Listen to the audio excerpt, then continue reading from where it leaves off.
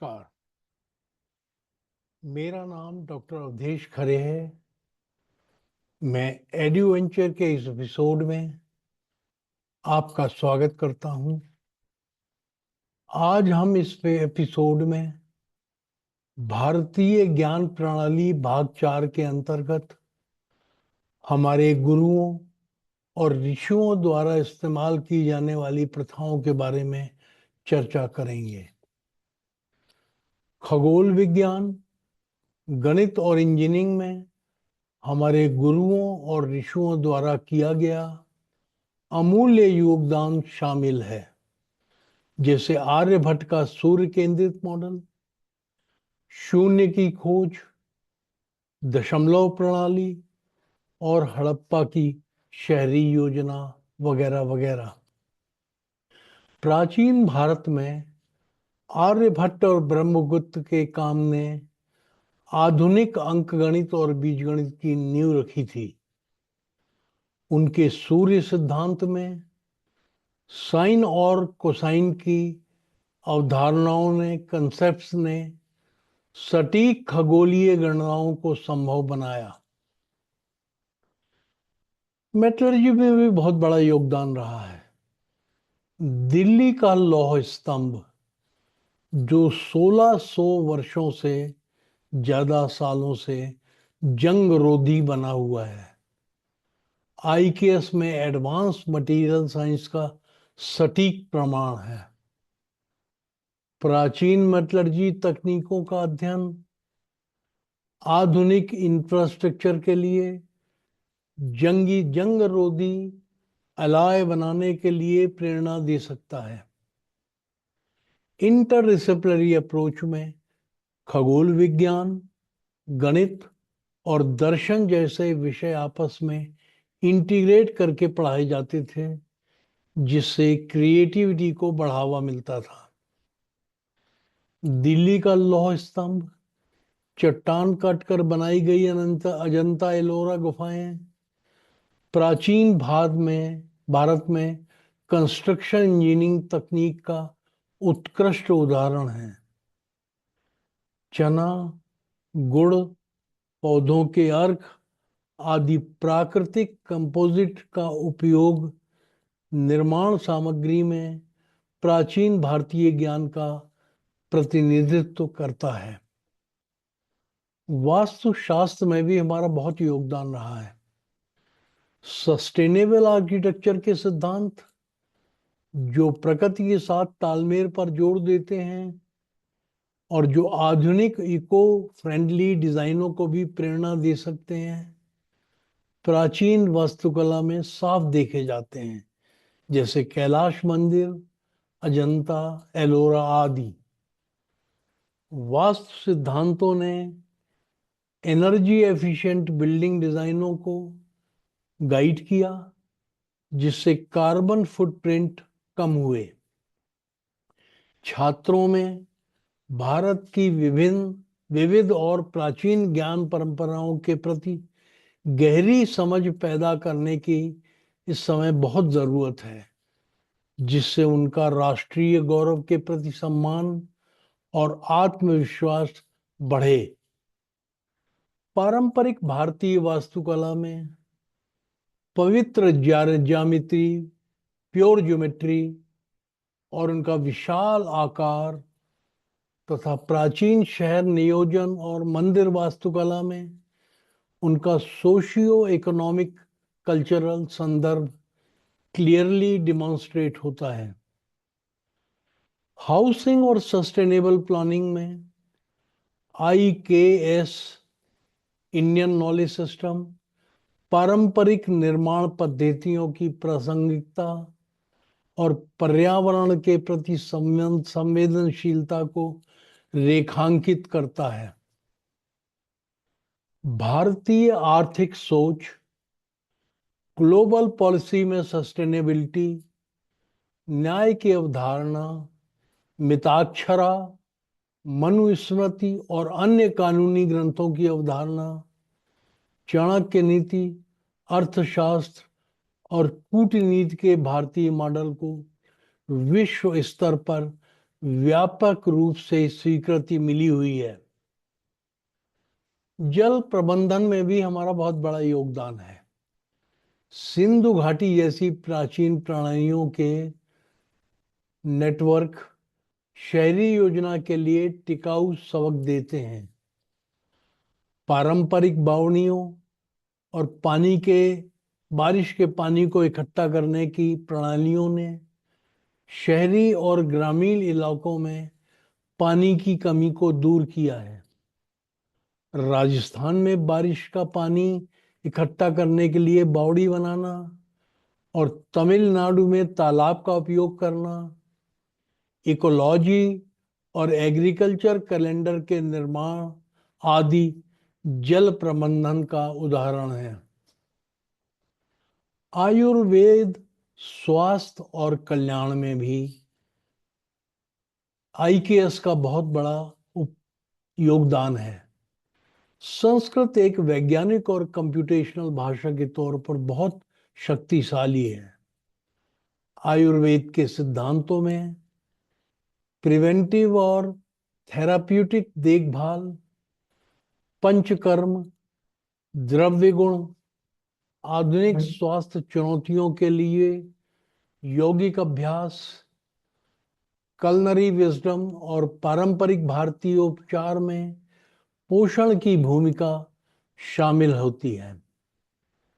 समकालीन स्वास्थ्य सेवा में मनोवैज्ञानिक और आध्यात्मिक वेलबीइंग की आयुर्वेदिक प्रासंगिकता को व्यापारिक रूप से विश्व ने स्वीकार किया है। आईकेएस द्वारा स्वास्थ्य और कल्याण के माध्यम से वैश्विक चुनौतियों का समाधान संभव है। जिसे मैं कुछ उदाहरण देता हूं। उदाहरण के लिए आयुर्वेद का उपयोग करके प्रिवेंटिव हेल्थ केयर किया जाना, योग और माइंडफुलनेस के द्वारा मेंटल वेलबीइंग का संपादन करना, शास्त्रार्थ शैली में डिबेट और डायलॉग किया जाना, पतंजलि के योग सूत्रों पर आधारित मेडिटेशन और माइंडफुलनेस करना, स्थानीय कला और शिल्प में मधुबनी, वर्ली और कोलम को शामिल करना, कल्चरल और मैथमेटिकल हार्मोनी की अभिव्यक्ति के रूप में राग, ताल प्रणाली और शास्त्रीय नृत्य रूपों को सिखाना। आईकेएस में निहित योग और ध्यान मानसिक स्वास्थ्य और लचीलेपन को बढ़ावा देते हैं, जिससे वैश्विक मानसिक स्वास्थ्य संकटों का समाधान होता है। संपूर्ण स्वास्थ्य में आईकेएस का योगदान महत्वपूर्ण है। अब आईकेएस के व्यापक क्षेत्रों के बारे में चर्चा करेंगे।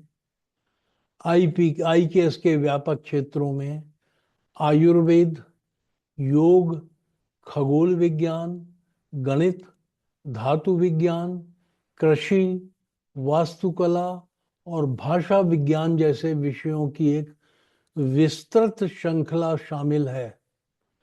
इसमें गणित, खगोल विज्ञान, मेटलर्जी और भौतिक विज्ञान में पारंपरिक भारत के योगदान को सबने स्वीकार किया है।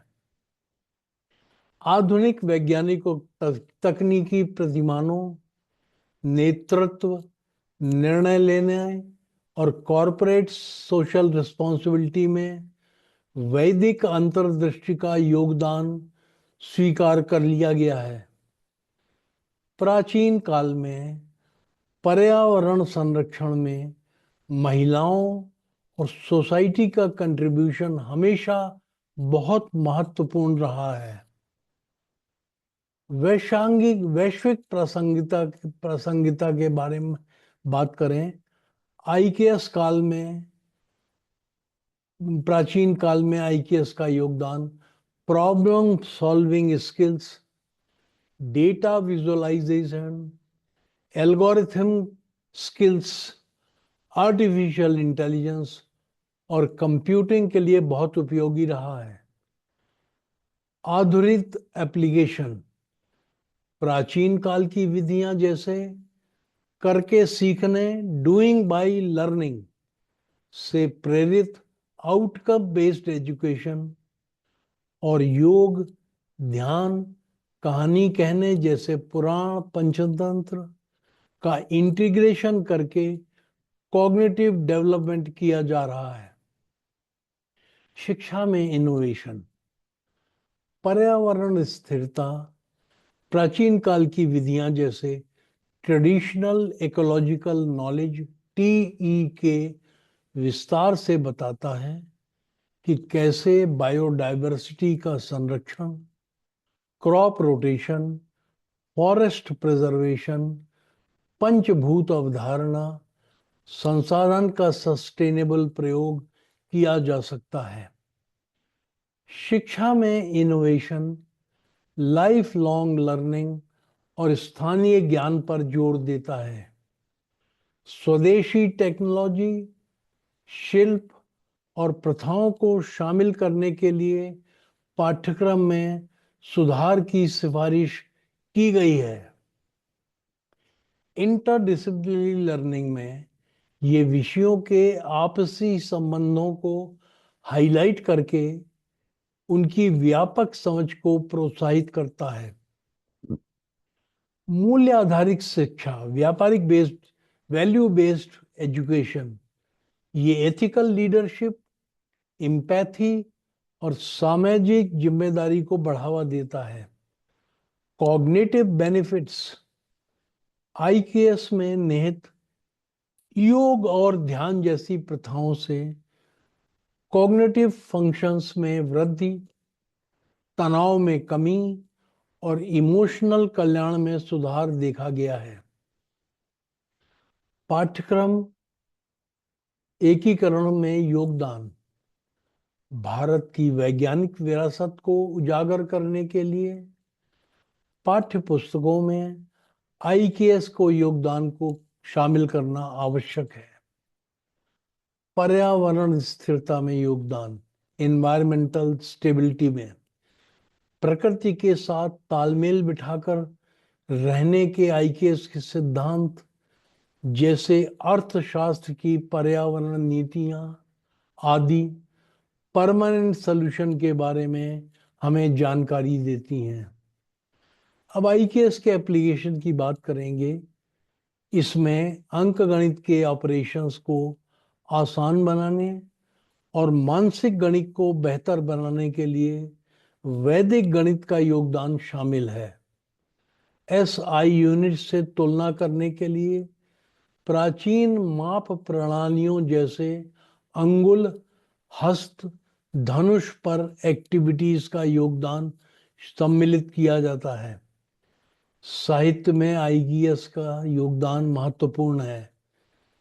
पंचतंत्र, हितोपदेश और भगवत गीता जैसे ग्रंथ नैतिकता, समस्या समाधान और नेतृत्व का पाठ पढ़ाते हैं। लोक कथाओं, महाकाव्यों और नैतिक कहानियों के माध्यम से प्रेरक कहानी सुनाने की हम लोगों को प्रेरणा मिलती है। काव्य छंदों और संस्कृत व्याकरण संरचनाओं का विश्लेषण इसमें सम्मिलित है। तर्क, अनुशासन और चिंतन विकसित करने के लिए न्याय, योग और सांख्य विचारधाराओं के कंसेप्ट्स को सिखाना सम्मिलित है। अपने ऐतिहासिक महत्व के बावजूद, इतना इम्पोर्टेंट होने के बाद भी आईकेएस आधुनिक शिक्षा और पॉलिसी फ्रेमवर्क में कम इस्तेमाल किया गया है। इसके एप्लीकेशन को बढ़ाने के लिए नेशनल एजुकेशन में पॉलिसी बनाई गई है। आईकेएस की खासियत इनका इंटरडिसिप्लिनरी अप्रोच है, जो विज्ञान, दर्शन और संस्कृति को इंटीग्रेट करता है। ऐसे कई मुख्य क्षेत्र हैं जिनमें आईकेएस ने प्रभावी ढंग से कंट्रीब्यूट किया है। उदाहरण के लिए, नंबर 1, कला और मानविकी। भारतीय शास्त्रीय कलाएं जैसे संगीत, नृत्य, नाटक और साहित्य, जैसे संस्कृत भाषा, क्षेत्रीय भाषा और दर्शन, जैसे योग, न्याय, वेदांत और पारंपरिक वास्तुकला, आर्किटेक्चर। दूसरा है कृषि और पर्यावरण। पारंपरिक खेती के तरीके, जल संरक्षण की तकनीकें और पारिस्थितिक ज्ञान। तीसरा है खेल और गेम्स। पारंपरिक भारतीय खेल और गेम्स। चौथा है शासन और राजनीति। प्राचीन भारतीय राजनीतिक विचारों से अंतर्दृष्टि, जैसे कौटिल्य का अंत अर्थशास्त्र। और पांचवा है विज्ञान और गणित प्रौद्योगिकी, साइंस एंड टेक्नोलॉजी। गणित जैसे वैदिक गणित, शून्य की अवधारणा, दशमलव प्रणाली, खगोल विज्ञान, धातु विज्ञान, चिकित्सा जैसे आयुर्वेद और सिद्धा। और पारंपरिक प्रौद्योगिकियों ने प्राचीन भारत का योगदान किया है। Value based education. आईकेएस को सहानुभूति, सम्मान, जिम्मेदारी, वैज्ञानिक सोच और न्याय जैसे नैतिक, मानवीय, संवैधानिक मूल्यों को सिखाने के एक साधन के रूप में भी देखा जाता है। इंटरडिसिप्लिनरी और ट्रांसडिसिप्लिनरी समझ। आईकेएस स्वाभाविक रूप से ज्ञान के आपसी जुड़ाव पर जोर देता है और इंटरडिसिप्लिनरी खोज को बढ़ावा देता है तथा विषयों के बीच की दूरी को खत्म करता है। अंकगणित के ऑपरेशंस को आसान बनाने और मेंटल मैथमेटिक्स को बेहतर बनाने के लिए वैदिक गणित को पढ़ाना।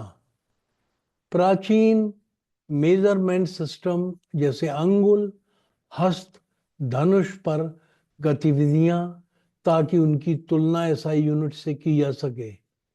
लोक कथाओं, महाकाव्यों और नैतिक कहानियों के माध्यम से कहानी पर आधारित शिक्षा प्रदान करना।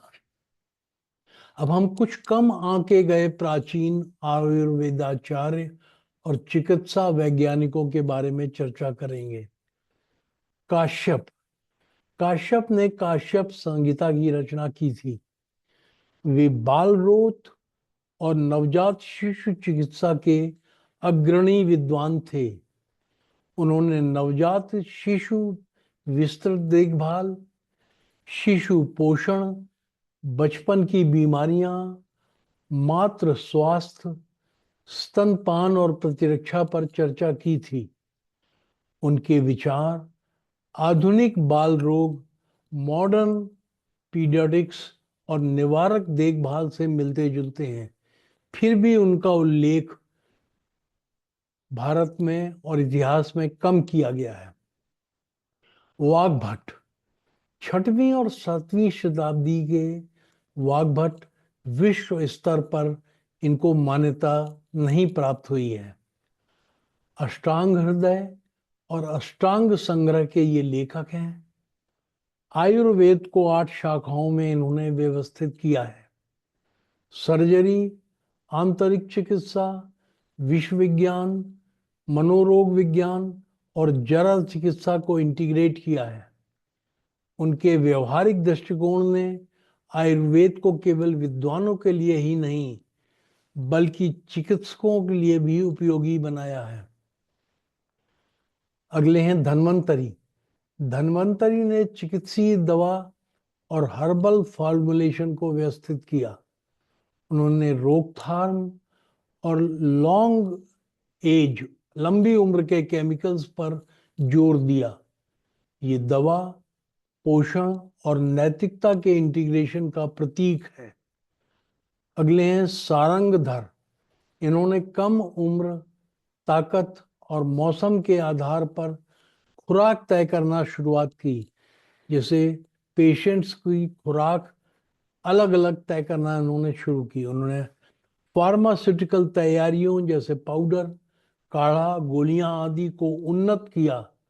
उन्होंने शुरुआती फार्माकोकाइनेटिक्स अवधारणाओं को व्यवस्थित किया।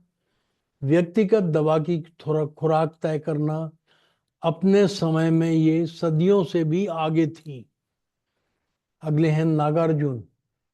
नागार्जुन आयुर्वेद और रसशास्त्र के विद्वान और कीमिया तथा फार्मास्यूटिक्स के संस्थापक थे। उन्होंने खनिज शुद्धिकरण, पारा आधारित दवाएं के लिए तरीके विकसित किए। उन्होंने केमिकल प्रोसेसिंग और मेटलर्जी के शुरुआती विचार रखे। वे रासायनिक फार्माकोलॉजी के अग्रदूत थे। वे स्वास्थ्य और जीवन विज्ञान में कम जाने जाने वाले भारतीय वैज्ञानिक और विचारक थे, हालांकि उन्होंने काम बहुत किया है। अगले हैं माधव करा। 7वीं-8वीं शताब्दी के माधव निदान के लेखक थे।